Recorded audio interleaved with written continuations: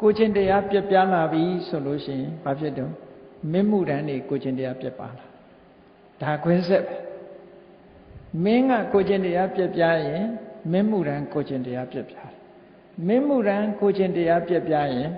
ဘယ်သူတွေကိုချင်းတရားပြက်ပြားတော့ဆိုဒီ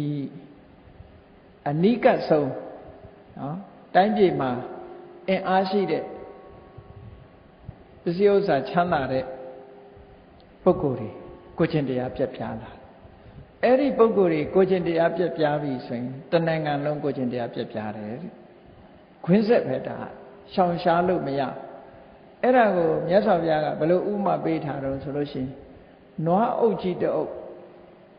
သွားတဲ့အခါမှာတဲ့ရှေ့ဆောင်နွားလားကဖြောင်းမြောင်းသွားလို့ရှိရင်နောက်နွားတွေလည်းဖြောင်းမြောင်းလိုက်တယ်ရှေ့နွားကကောက်ပြီးတော့သွားလို့ရှိရင်အကုန်လုံးဟာဖြောင်းမြောင်းမသွားကြတော့ဘူးလို့ဒါမြတ်စွာဘုရားကဒီလိုဟောထားတာနော်အဲ့ဒီမှာသဗ္ဗံရတ္ထံဒုက္ခံသေတိရာဇာစေဟောတိအဋ္ဌမိကောတဲ့တန်ကြီးအုပ်ချုပ်တဲ့မင်းကမတရားတော့ဘူးတရားမဲ့တယ်ကိုချင်းတရားပြပြားတယ်ဆိုလို့ရှိရင်တဏ္ဍာလုံးဟာဒုက္ခရောက်တယ်လို့ဒီလိုဟောတာဒါမြတ်စွာဘုရားကအင်္ဂုတ္တရနိကေမှာအဋ္ဌမိကတုကဲကောင်းပြီကိုချင်းတရားပြပြားတာနဲ့ဘယ်လိုဒုက္ခတွေရောက်တယ်လဲစဉ်းစားဘယ်လိုဒုက္ခလဲလူနဲ့တဘာဝပတ်ဝန်းကျင်ဆိုတာဆက်ဆက်နေတယ်ဆိုတော့ပြောလူနဲ့တဘာဝပတ်ဝန်းကျင်ဆက်ဆက်အခုလို့တိုင်းပြည်အုပ်ချုပ်တဲ့မင်းကတရားမဲ့ဒီဖြစ်နေတယ်မတရားအုပ်ဆိုးတယ်ဆိုရင်မင်းမှုရန်တွေကမတရားအုပ်ဆိုးတယ်သူတို့နဲ့နှိစက်တဲ့ပုဂ္ဂိုလ်တွေကကိုချင်းတရားပြပြလာတယ်နောက်ဆုံးတိုင်းသူပြည်သားအလုံးကိုချင်းတရားပြပြလာတယ်တဲ့အဲ့ဒီလိုပြပြလာလို့ရှိရင်ဒီတင်ရက်သလားဆိုမရက်ဘူးဒါကလူတွေဒီလိုဖြစ်တဲ့အချိန်မှာဘာတွေကဆက်နွယ်ပြီးတော့လာတော့ဆိုမြတ်စွာဘုရားဝိတမံစန္ဒိမသူရိယပရိဝတ္တန္တိဒါသိပ္ပံဆရာတွေတွေ့ကြမှာတွေ့မှာမြတ်စွာဘုရားဟောထားတာဒီတိုင်းပဲเนาะလူကြီးကိုချင်းတရားပြက်ပြားပြီဆိုလို့ရှိရင်တဲ့ဝိတမံစန္ဒိမသူရိယပရိဝတ္တန္တိလာရီနေရီဒီစัจ java လာတစ်ခုမှလှက်ပတ်ပြီးတော့နေတဲ့အနေအထားတွေကပြောင်းလဲလာတယ်လမ်းကြောင်းတွေလွဲလာတယ်လို့ဆိုခုလည်းပြောကြတာပဲလေဂျိုကြီးကဘယ်ရောက်သွားတယ်ဒီရောက်တယ်ဆိုတာဒါလည်းဖြစ်နိုင်တယ်နော်လမ်းကြောင်းတွေလွဲလာတယ်ဆိုတာလူတွေကိုချင်းတရားပြက်ပြားလာလို့ရှိရင်လာရီနေရီဟာသွားနေကြလမ်းကြောင်းမဟုတ်ပဲလေလမ်းကြောင်းလွဲလာတယ်တဲ့လမ်းကြောင်းတိမ့်လာဒါဖြင့်လာရီနေရီလမ်းကြောင်းတိမ့်တော့ဘာဖြစ်လဲလို့ဆိုရင်နက္ခတ်တီတာယာတွေလည်းပဲလမ်းကြောင်းတိမ့်ကုန်တယ်တဲ့ဒါတစ်ခုနဲ့တစ်ခုခွင်းဆက်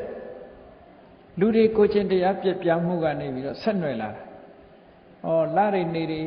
လမ်းကြောင်းလွဲသွားတဲ့အခါမှာနက္ခတ်တာယာတွေကလည်းလမ်းကြောင်းလွဲသွားတယ်။နက္ခတ်တာယာတွေလမ်းကြောင်းပြောင်းသွားတဲ့အခါဘာဖြစ်တုံးဆိုနေရီညတွေဟာပုံမှန်မဟုတ်တော့ဘူးတဲ့။ဒါဖြင့်နေရီညတွေပုံမှန်မဟုတ်တဲ့အခါကျတော့ဘာဖြစ်လဲလို့ဆိုရင်လအရေအတွက်တွေကလည်းလွဲကုန်တယ်နော်မိုးရာသီကဆောင်းရာသီဖြစ်လို့ဖြစ်နေ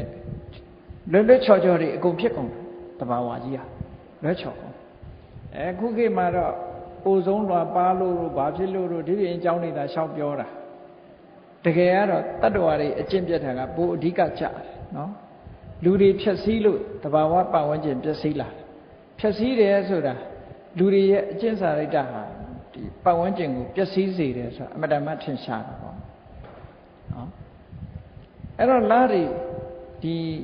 ရက်လတွေခြေနေပြောင်းသွားတယ်ပြောင်းသွားတဲ့အခါဘာဖြစ်တုံးဆိုရာသီဥတုတို့နှစ်တို့ဆိုတဲ့အနေအထားတွေလည်းပြောင်းလဲကုန်တယ်တဲ့အဲ့ဒါလို့ပြောင်းလဲတော့ဘာဖြစ်လာတော့ဆိုလေတိုက်တာတွေကလည်းမမှန်တော့ဘူးလေလမ်းကြောင်းတွေကမမှန်တော့ဟုတ်တယ်ဘုန်းကြီးတို့သတိထားကြည့်မိတယ်ငယ်ငယ်တုန်းကအနေအထားနဲ့တော်တော်ကွဲလွဲသွားတယ်အခုလေတိုက်ပုံတွေကတော်တော်ကိုကွဲလွဲသွားတယ်နော်တော်တော်ကွဲလွဲသွားပြီအဲ့ဒါလို့လေတိုက်တာတွေကလမ်းကြောင်းမမှန်တော့ဘာဖြစ်လဲဆို